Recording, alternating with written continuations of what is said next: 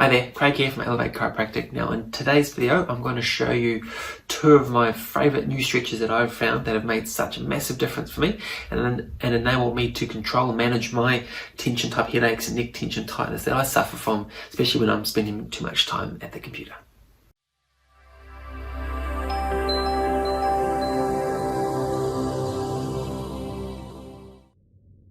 So like a lot of people, I do suffer from a lot of neck tension, shoulder tension at the base of the skull here, which often leads to that sort of tension type headache, or what I call like a posterior type headache, a headache at the back of the neck here.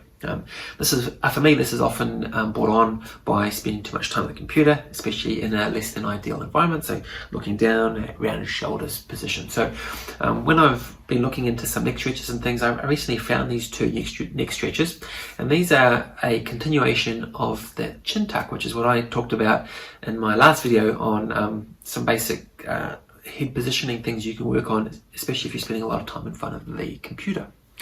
So what that chin tuck is, if you haven't seen it, I would encourage you to go watch that video, but if you haven't, the chin tuck is basically, if you're looking from the side, is tucking the chin in, almost like we're trying to push our chin through the back of our neck.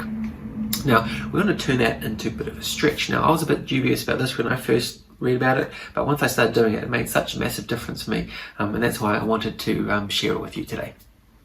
So the way to do the stretch is we're going to, and there's two parts of it, okay? So you're going to tuck the chin in, and once we're going to maintain that tucked position, and we're going to turn the head to one side. We're going to hold that for about 10 seconds, come back to the middle, rotate to the other side, hold it for about 10 seconds. Now, if you're doing a nice, good chin tuck and rotation is good, you're going to feel a nice stretch right up at the base of the skull here. And for me, it feels magic.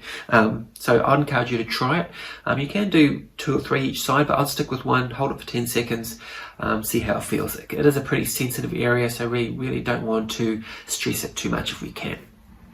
Part 2 of this is we're going to do the chin tuck, and then we're going to do a side bend or lateral flexion motion.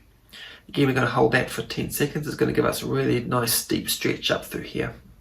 Going to come back to the middle, chin tuck, down to the other side.